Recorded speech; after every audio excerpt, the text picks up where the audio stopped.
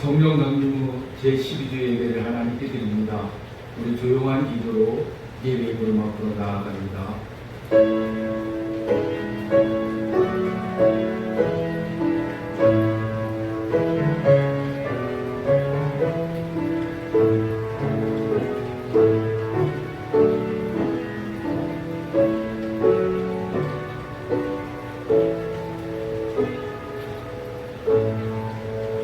태초에 말씀이 계시니라. 이 말씀이 하나님과 함께 계셨으니 이 말씀은 곧 하나님이시니라.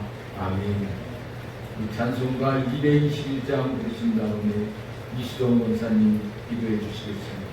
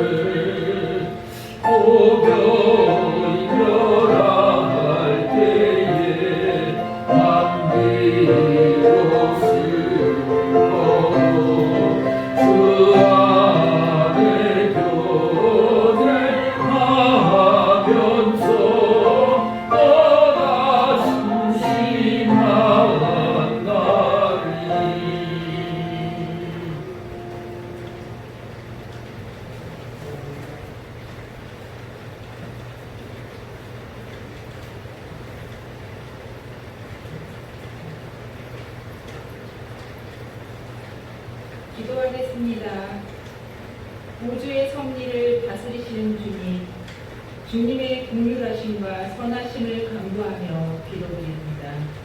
주일을 맞이하여 이 교회에 속한 권속들이 함께 모이지 못하고 아버지 앞에 영상으로 예배를 드리지만 사정과 형편을 감찰하시는 주님께서 이 예배를 받아주시옵소서. 아멘.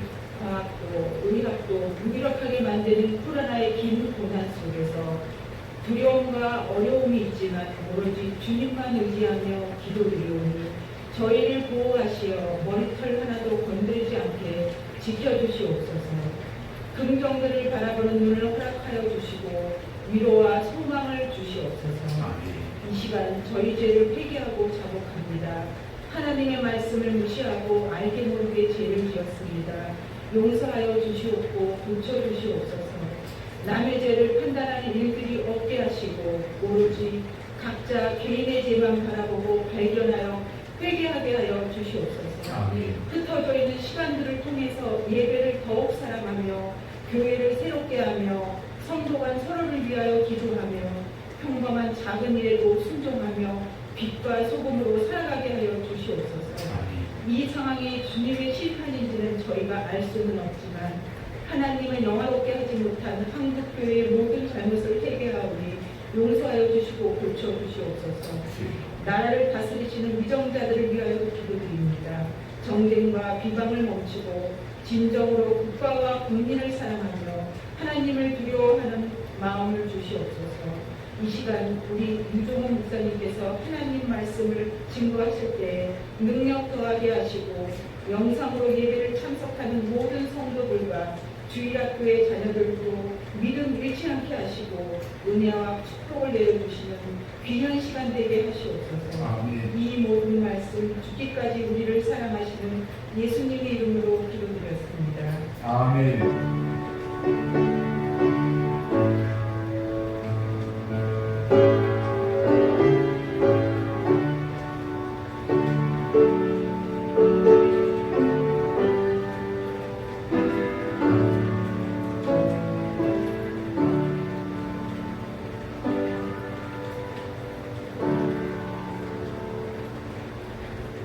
오늘의 말씀은 야고보서 1장 22절입니다. 다 찾으신 줄로 알고 봉독하겠습니다. 너희는 말씀을 행하는 자가 되고 듣기만 하여 자신을 속이는 자가 되지 말라. 아멘.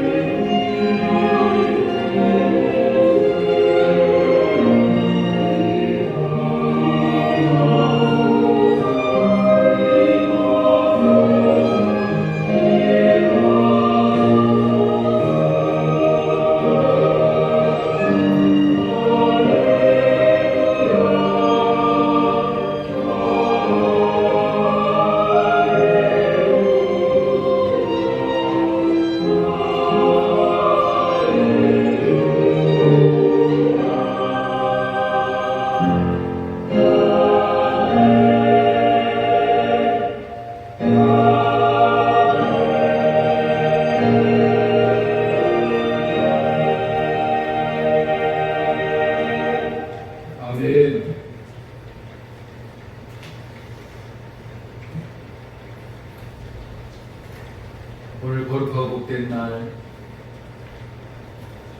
우리가 주의 전에 모이지는 못했지만 어느 곳에 있든지 우리 은혜교회 사랑하는 성도들 마음속에 주님의 이름이, 주님의 눈길이, 주님의 마음이 임재하여 주셔서 우리를 다스려 주시기를 주님의 이름으로 축원합니다. 올해 4월 4일 날 첫 주에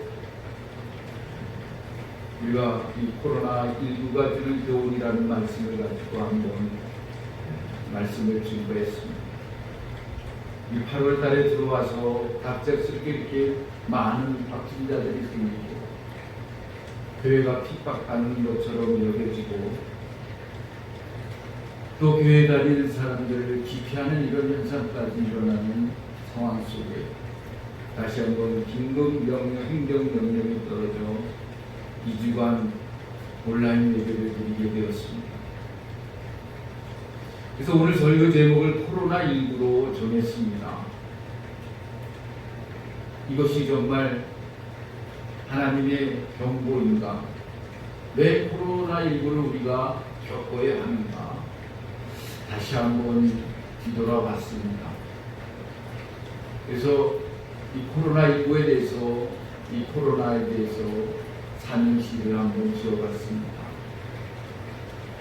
여러분들이 눈을 한번 띄워주시겠습니까? 코람데오, 하나님 앞에서 로고스, 말씀대로 순종하는 삶을 살아서 우리 성령의 열매를 내는 삶을 살자. 나의 삶을 한번 뒤돌아보며 주님이 지금까지 함께 해주신 그 은혜대로 아름다운 열매를 맺고 실천되는 삶을 통해서 이 코로나19가 손을 들 줄로 믿습니다. 하나님께서는 내가 힘을 빼면 하나님이 나에게 힘을 불어넣어 주신다고 했습니다. 왜 우리 한국교회가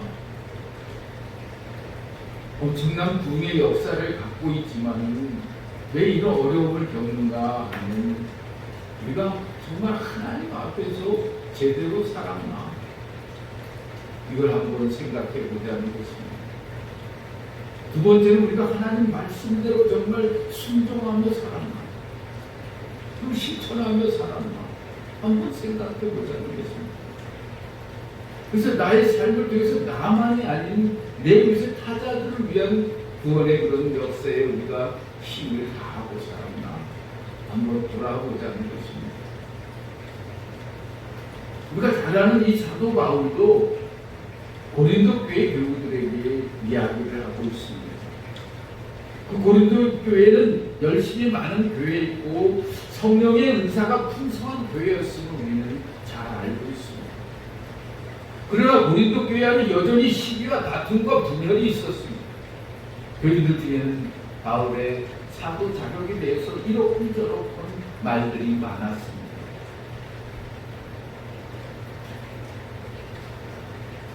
또 그뿐만 아니라 파별적 분쟁을 일으키는 무리도 있었습니다. 나는 바울파, 나는 아볼로파, 나는 게바파, 나는 그리스도파, 이렇게 분당을 지어서 서로 시기하고 질투하고 서로 같은 생각을 가지지 못하고 같은 뜻을 품지 못하고 분열될 상황 속에 이 고린도 교회가 그런 위험에 처해 있었습니다. 그때 사도 바울은 고린도 교회에게 회개하고 또 순종하라고 권면하고 있습니다. 마침내 바울은 일부 잘못을 행한 지체들에 대해서 고린도 교회가 서로를 용서하도록 권면하고 있습니다. 모든 일이 그리스도 앞에서 하는 것이 되기를 권유하고 있습니다. 그렇게 고람되고 하나님 앞에서 살아갈 것을 고린도 교회를 향해 지금 바울은 선포하고 있는 것입니다. 우리가 잘 아는 고람되오라는 말은 하나님 앞에서라는 뜻의 라틴어입니다. 사도 바울은 늘 고람되오의 삶을 살고자 했습니다. 그래서 하나님 앞에서 사는데 어떻게 사는 것이 정말 하나님 앞에서 사는 것인가? 늘 이 사도 바울은 그것을 생각하며 오로지 그리스도의 십자가만 생각하며 살았다는 것입니다.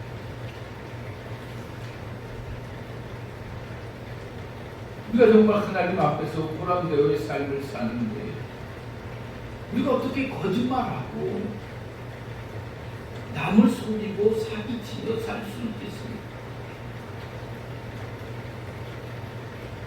저도 오래간만에 이렇게 카메라 앞에 서니까 막 떨립니다. 우리 CCTV가 나를 감시하고 있다고 생각한다면 내가 무슨 죄를 범할 수 있겠습니까? 근데 이 CCTV보다 하나님은 더 우리를 눈동자같이 살피시고 계십니다.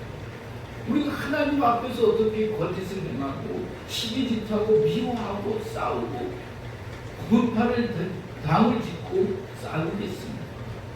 그렇게 살 수 없다는 것입니다. 그래서 사도 바울은 그런데 하나님 앞에서 하나님 존전에서 어떻게 살아가야 할 것을 고린도 성도들에게 이야기해주고 있음을 우리는 알 수가 있는 것입니다. 고린도후서 4장 18절에 보면 우리가 주목하는 것은 보이는 것이 아니요 보이지 않는 것이 보이는 것은 잠깐이요 보이지 않는 것은 영원합니다 라고 사도 바울은 말씀해 주고 있습니다. 그래서 오늘 하루를 제대로 살려면 고람되고 하나님 앞에서 살아가라는 것입니다. 그렇게 살아가야 한다는 것입니다. 왜 초기 그리스도인들이 저주의 형틀이 십자가를 자신 앞에 두고 살았느냐는 것입니다. 그것은 십자가를 볼 때마다 예수 그리스도를 생각하기 때문입니다. 하나님이 유대인들에게 이런 말씀을 하셨습니다. 신명기 6장 4절 5절에 보면 세마 이스라엘아 들으라는 것입니다. 또 너희는 그것을 손에 메어 표로 삼고 이마에 붙여 기호로 삼아라. 진문설주와 대문에도 써서 붙여라 라고 주님은 말씀하십니다. 쉽게 말하면 하나님 앞에서 살라는 말입니다. 우리가 하나님 앞에 살았던 사람 하면 우리는 성경상에서 다윗을 빼놓을 수가 없다는 것입니다. 사무엘 6장에 보면 하나님의 계를 다윗으로 옮기는 장면이 나옵니다. 다윗이 여호와 앞에서 힘을 다하여 춤을 추는데 그때 다윗이 에봇을 입었더라라고 기록하고 있습니다. 다윗의 왕의 채통도 잊은 채 힘을 다하여 춤을 추다가 자기 옷이 벗겨지는 것도 상관없이 춤을 췄다는 것입니다. 왜입니까? 여호와 앞에서 늘 살았기 때문에 하나님 앞에서 다윗은 하나님께 묻고 또 하나님의 말씀을 들으며 살았던 사람입니다. 왕의 재통도 그런 체면도 다 내려놓고 그 언약궤가 들어오는 것을 보고 기뻐 춤추는 모습을 우리는 볼 수가 있습니다. 아직 다 불러대요. 하나님 앞입니다. 하나님 앞에서 이 다윗은 제목을 피웠던 것입니다. 우리가 하나님 여호와 앞에서 산다는 것은 세상과 환경과 사람과 체면을 뛰어넘는 삶이 바로 하나님 앞에서 사는 삶입니다. 우리가 하나님 앞에서 살 수 있기를 다시 한번 주님의 이름으로 축원드립니다. 우리가 보람되어 신앙으로 살 때 우리는 넘어지지 않고 시험을 이길 수가 있고 또 반대로 하나님 없이 살 때 우리는 쉽게 넘어지고 쉽게 시험에 빠지게 된다는 것입니다. 또한 쉽게 우리는 흔들릴 수 있다는 것입니다. 또 사람의 말에 현혹되고 사람의 말에 넘어지고 사람의 말에 상처 입고 마음이 요동치기 마련이라는 것입니다. 이것이 하나님 없이 살다. 우리는 이런 어려운 일들을 당할 수 있으니 성경은 오늘 우리들에게 말씀해 주고 있습니다. 하지만 시편에서 다윗은 이 고난되는 신앙을 또 고백하고 있습니다. 시편 16편 8절 말씀에 보면 내가 여호와를 항상 내 앞에 모시며 그가 나의 오른쪽에 계심으로 내가 흔들리지 아니하노라라고 말하고 있습니다. 우리가 여호와를 항상 내 앞에 모셔서 흔들지 않는 믿음의 사람들이 될 수 있기를 주님의 이름으로 축원합니다. 그래서 말씀대로 사는 삶이 중요하다는 것입니다. 우리가 하나님 앞에 살면서 말씀대로 사는 것이 중요하다고 오늘 우리에게 가르쳐주고 있습니다. 성경은 살아있는 주님의 말씀이고 주님이 그 자체라는 것입니다. 그래서 오늘 요한복음 1장 1절에서도 말씀하시되 최초의 말씀이 계시니라. 이 말씀이 하나님과 함께 계셨으니 이 말씀은 곧 하나님이시니라 라고 말하고 있는 것입니다. 말씀 따로 하나님 따로가 아니라 말씀이 하나님이고 하나님이 곧 말씀이라고 오늘 우리에게 가르쳐주고 있습니다. 말씀이 곧 하나님이라고 하시고, 그러므로 성경을 바라볼 때 일반 경전을 바라보듯이 하지 마시고 두렵고 떨리는 경건한 마음가짐으로 우리는 대해야 된다는 것입니다. 왜? 말씀이 하나님이시기 때문에. 일반 서적 바라보듯이 바라봐서는 안 된다는 것입니다. 떨리는 경건의 가짐으로 대해야 한다는 것입니다. 만일 우리 눈에 보이도록 각자 앞에 하나님이 현존해 계시다면 얼마나 놀라겠습니까? 아마 저 같았으면 뒤로 자빠졌을 것입니다. 하나님이 내 앞에 현존해 계시는데 빛 대신 그 하나님을 우리가 어떻게 바라볼 수가 있겠습니까? 정상적이라면 일반 서적을 보듯이 그렇게 할 수 없다는 것입니다. 말씀을 대하는 태도를 보면 그 사람의 영성이 보인다는 것입니다. 우리가 성경을 읽으면서 그 말씀의 의미가 어떻게 우리 안에 반영되느냐는 것입니다.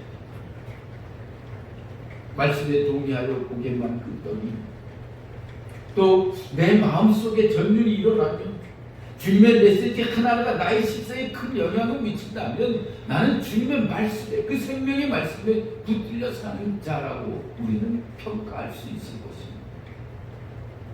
그러나 주님의 말씀이 떨어져도 끄떡이지 아니하고 어떤 반응도 보이지 아니하고 그 말씀이 내 마음속에 정말 뜨거워지지 아니하고 비수같이 내 마음에 꽂히지 않는다면 우리는 하나님 없이 사는 삶을 사는 사람이라고 말할 수 있을 것입니다.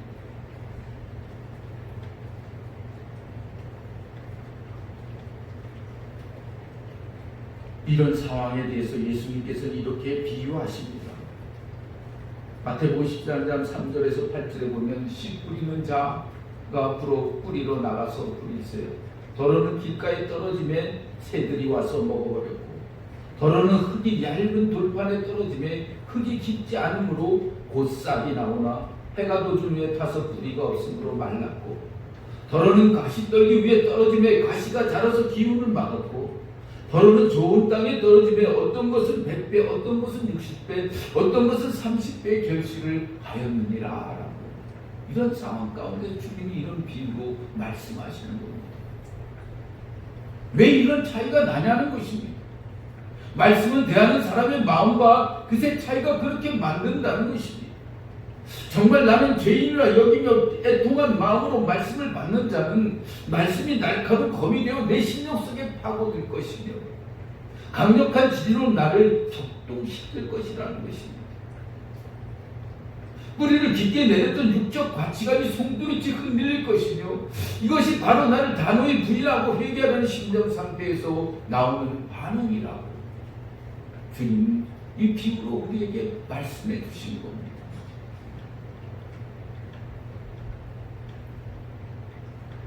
이처럼 밭에 씨앗이 뿌려져 뿌리가 깊게 내려 잘 성장하려면 거친 밭을 뒤엎고 잘 기경해야 한다는 것입니다.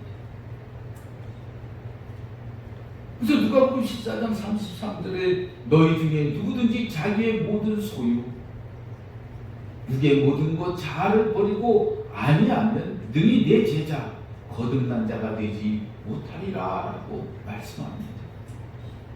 또 마태복음 16장 24절에서는 누구든지 나를 따라오거든 자기를 부인하고 자기 십자가를 지고 나를 따라오라고 말씀해 주고 있습니다.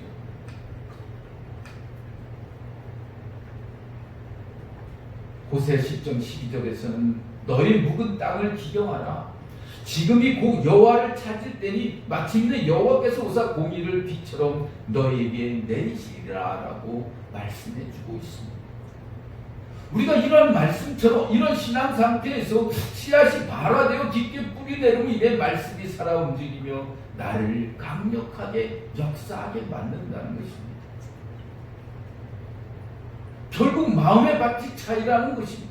그동안 내가 주인이여 나를 이끌던 육의 악한 속성과 매혹적인 세상의 그런 재리를 거부하며 나 자신을 인정하려는 단호한 마음가짐을 살았다면 오늘 주님이 주시는 이 말씀을 우리의 마음밭에 잘 발화시켜야 된다는 것입니다. 그러면 내 마음밭을 지경하려는 단호한 결단이 없다면 씨앗이 밭에서 발화할 수 없으므로 영원히 메마른 땅속에 죽은 씨앗으로 남아있을 수밖에 없다는 것입니다. 그래서 주님은 이에 대해서 이렇게 비유로 풀어주시고 있습니다. 아무나 천국 말씀을 듣고 깨닫지 못할 때는 악한 자가 와서 그 마음에 뿌려진 것을 빼앗나니 이는 곧 길가에 뿌려진 자요 돌밭에 뿌려졌다는 것은 마음을 듣고 즉시 기쁨으로 받되 그 속에 뿌리가 없어 잠시 견디다가 말씀으로 말미암아 혼란이나 박해가 일어날 때는 곧 넘어지는 자요. 가시떨기에 뿌려졌다는 것은 말씀을 들으나 세상의 염려와 재물의 유혹에 말씀이 막혀 결실하지 못하는 자요. 좋은 땅에 뿌려졌다는 것은 말씀을 듣고 깨닫는 자니 결실하여 어떤 것은 100배, 어떤 것은 60배, 어떤 것은 30배 열매를 맺느니라 라고 비유로 풀어주셨습니다. 애통한 마음도 부인할 마음도 진정 회개할 마음도 없으면 이 썩을 육체에서 나를 건져주실 주님에 대한 갈급함이 없다면 아무리 성경을 읽어도 아무리 성경을 묵상해도 암송해도 소용이 없다는 것입니다. 그것으로 그냥 끝날 뿐이라는 것입니다. 그것은 생명의 말씀을 스스로 죽이는 것과 같다고 그랬습니다. 그런 분들은 생명의 메시지를 아무리 읽고 설교를 들어봐야 내 안에 기생하는 육의 미련으로 인하여 자신에 대해 부인하기를 거부하는 육의 속속에 가려박혀 며칠 지나면 그 말씀이 이원로가 돼서 건조하고 딱딱한 화석의 흔적처럼만 내 마음속에 가득 채워진다는 것입니다. 즉 살아있는 생명의 말씀이 뿌려졌으나 마귀가 부추기는 괴계를 이겨내지 못하고 굴복하여 포기하기 싫은 그런 육의 가운데 이운에 막혀 말씀이 말랐다고 주님은 비유로 의미로 이야기해 주시는 겁니다.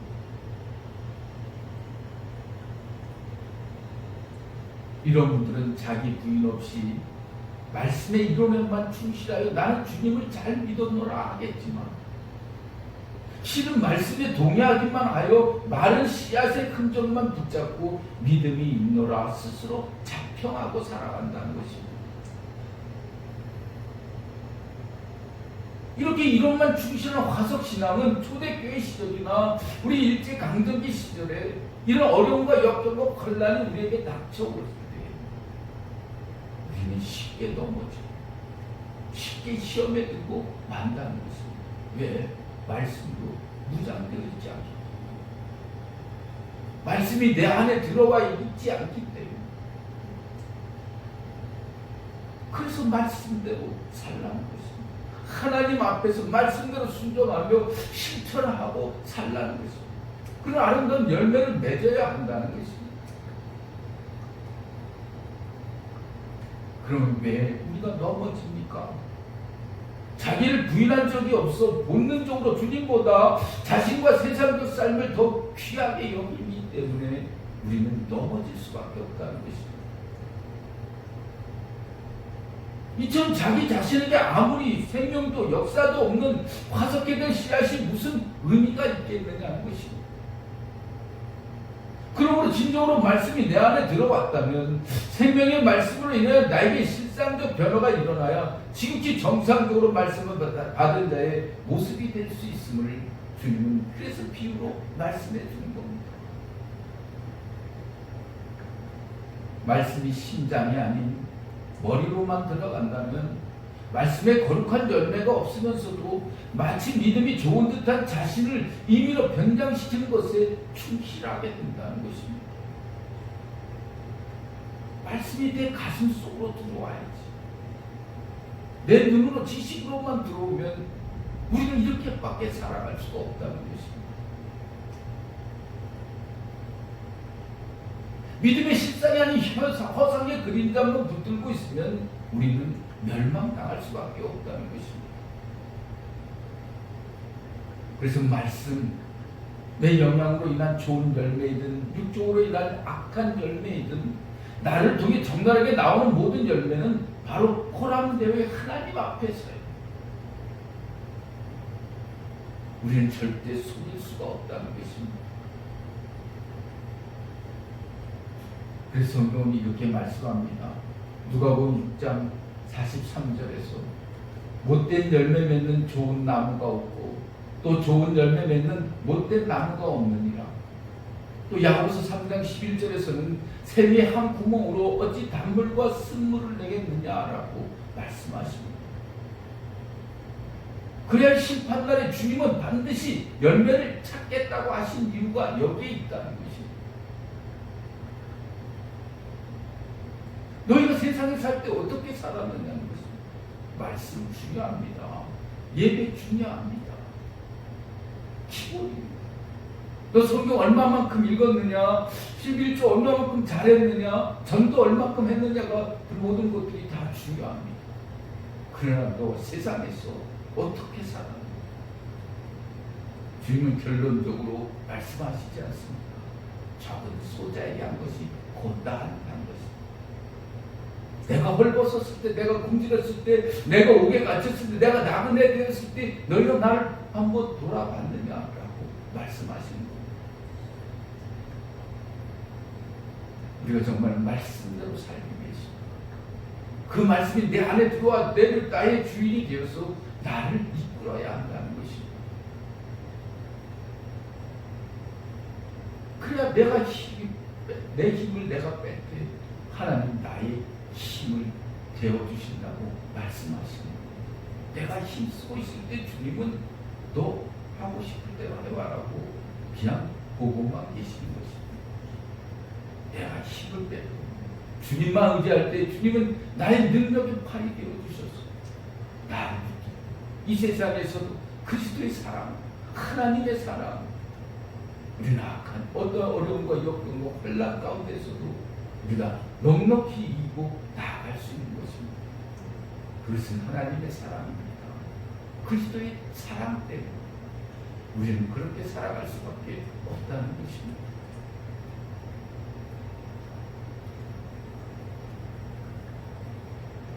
또 주님은 말씀해 주시는데 마태복음 7장 19절에서 아름다운 열매를 맺지 아니하는 나무마다 지켜 불에 던지리라 했습니다.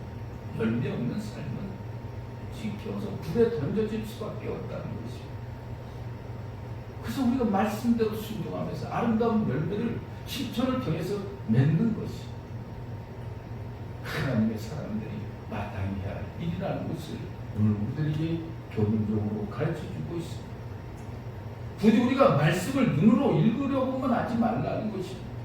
말씀을 읽는 것이 아니라 실상 주님께 받는 것이라고 성경은 우리에게 교훈해주고 있습니다.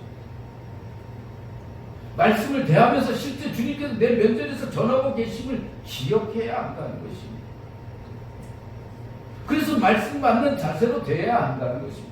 말씀이 있는 자세가 아니라 받는 자세가 되려면 결국 나는 죽을 수밖에 없는 죄인임을 시인해야 한다는 것입니다. 내 죄인임을 시인하고 내 입술이 뜨거운 심령으로 고백하고 나를 다르니 부인해야 비로소 성경에 기록된 말씀의 영의 귀가 열릴 수 있다는 것입니다. 말씀이 내 마음밭에서 발화되어진다는 의미가 바로 이런 말씀입니다. 하나님은 말씀이십니다. 사랑하는 주님과 함께 영원한 기쁨의 천국에서 살고자 한다면 말씀의 씨앗이 내 심령 안에서 잘 발화되어야 한다는 것입니다. 어떤 밭에 떨어졌든지 우리가 그 말씀이 내 안에 들어와서 잘 발화돼서 그것은 꽃을 피고 열매를 맺을 수 있는 것입니다. 그러기에 좀 내 마음밭을 단호히 기경하라는 것입니다. 뒤집어 엎으라는 것입니다.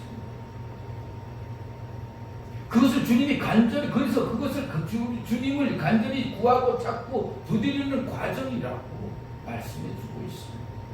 말씀을 읽기만 하는 것이 아니라 사모해야 한다는 것입니다. 말씀이 내 안에 날카로운 빛처럼 파고 들어와야 한다는 것입니다. 말씀을 열심히 외우는 것만이 능사가 아니라고 말합니다. 말씀 따로 삶 따로 이게 무슨 의미가 있겠느냐고 오늘들에게 말씀하십니다. 외운 말씀이 나를 지배하지 못하면 아무 의미가 없다는 것입니다. 말씀이 나를 이끌어가지 못하면 아무 의미가 없다는 것입니다. 그래서 내 마음 같아서 이 씨앗이 말씀이 잘 발화되어야 된다고 주님은 그런 의미로 우리에게 말씀해 주시는 겁니다. 말씀 받아 그 안에 거하며 삶에 묻어놔야 한다는 것입니다. 우리가 기도하고 믿음 생활 잘하면 뭘 합니까? 실천하지 못하면 아무 소용이 없다는 것입니다. 그래서 야고보 기자는 행함이 없는 믿음은 죽은 믿음이라 말하고 있는 것입니다.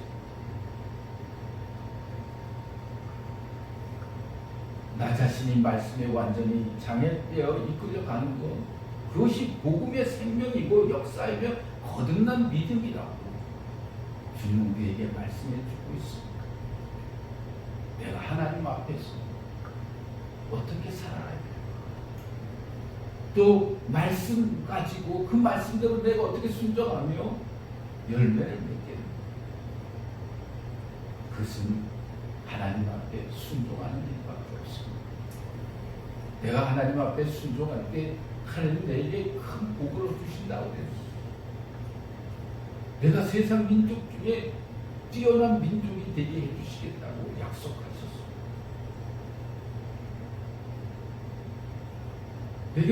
내가 성읍에서도 복을 받고 들에서도 복을 받게 해주신다고 그랬습니다. 내 자손이 복을 받게 해주신다. 내 소산의 그런 토지가 복을 받게 해주신다고 그랬습니다. 양이나 소나 그런 짐승들이 가축들이 복을 받게 해주신다고 그랬습니다. 또 광주리가 또 그런 복을 받게 해주신다고 그랬습니다. 나가도 복을 받고 들어와도 복을 받게 해주신다고 그랬습니다. 거기에는 전제 조건이 있다는 것입니다. 내 하나님 여호와의 말씀을 네가 듣고 삼가 듣고 그 명령을 지켜 준행하면, 그 말씀을 듣고 준행하면입니다. 말씀을 듣고 실천하면 내가 이런 복을 너에게 주겠다는 것입니다. 그 말씀에 순종하지 않으면 우리는 멸망당할 수밖에 없다는 것입니다. 오늘 주신 말씀 잘 지켰습니다. 그러나 이 가운데서도 하나님 앞에서 말씀대로 또 나의 삶을 뒤돌아보면서 아름다운 열매를 맺어갈 수 있는 저와 여러분들에게 다 되시기를 주님의 이름으로 축원합니다. 찬송가 216장입니다.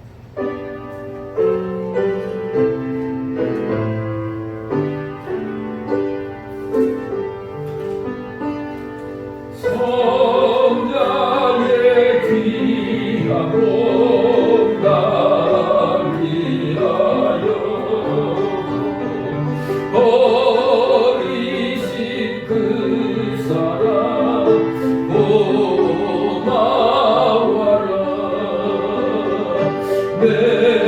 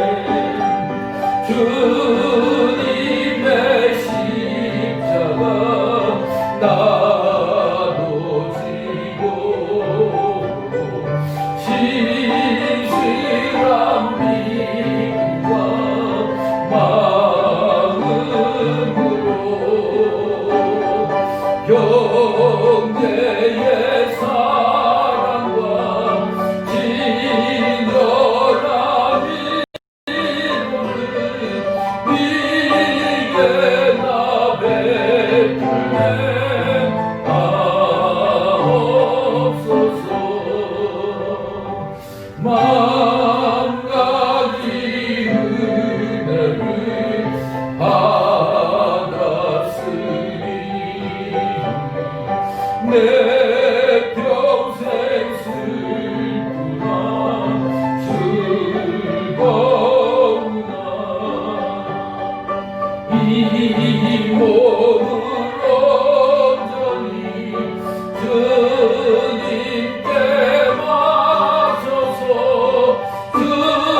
주님만 위하여 늘 살겠네.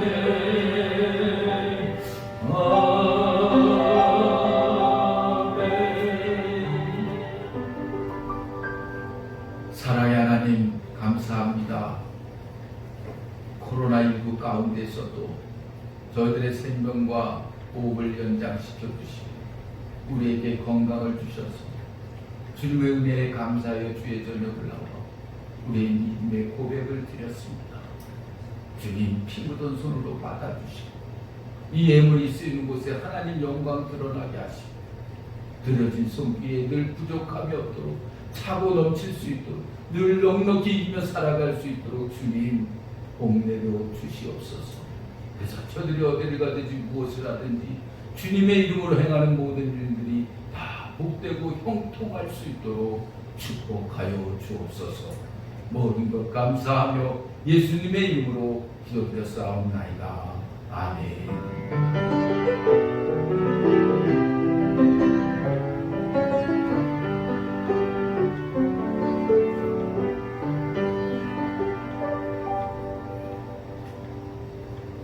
주보를 참조해 주시고요. 이 코로나19 행정명령이 8월 19일부터 거리두기는 이제 해제 시까지. 그러나 우리 비대면 예배는 2주간이라고 분명히 얘기했습니다. 앞으로 어떠한 또 상황이 벌어질지는 모르지만 우리가 잘 준비해서 지금까지 우리가 모든 행정 수칙을, 예방 수칙을 잘 지킨 것처럼 여러분들이 더 수고해 주시기를 바랍니다. 이 또한 모든 것들이 그냥 지나갈 것입니다. 그래서 늘 하나님 은혜대로 말씀대로 하나님 앞에서 늘 실천하며 살아가는 저와 여러분들이 다 계십니다. 주님의 이름으로 축복합니다. 우리 다 일어나셔서 오늘 이야기도 찬양합니다.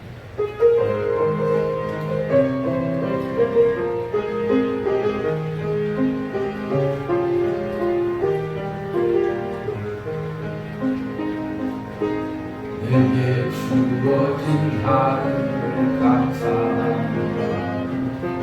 내게 또 하루를 허락하신 이 하루도 헛되이 보내지 않으려 살기 원합니다. 이런 좀 받을 만한 자격 주의 인자하신 이름으로 이 하루도 주어졌으리라여 감사드립니다.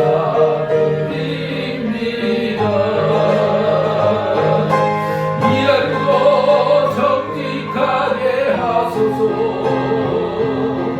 이 하루도 친절하게 하소서. 내가 만나는 모든 사람들에게 자비를 베풀게 하소서. 이 하루도 거룩하게 하소서. 이 하루도 겸손하게 하소서. 나의 걸음을 지치게 만든 이들에게 용서를 베풀게 하소서.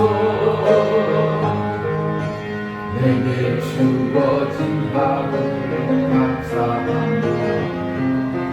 내게 또 하루를 허락하시고 즐거운 일을 또 슬픈 일 감사드립니다.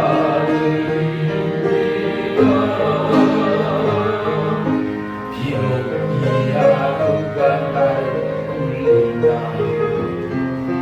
원망의 맘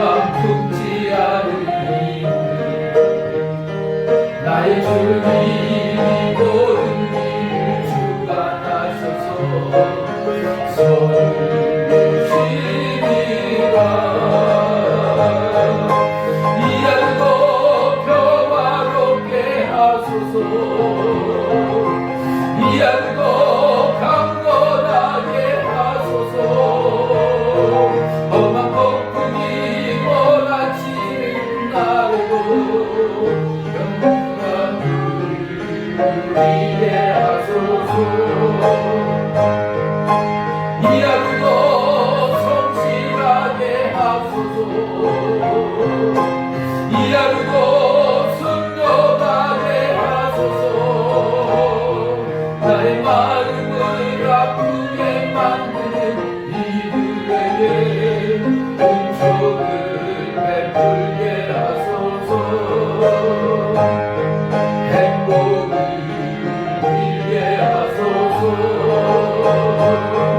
축복을 베풀게 하소서.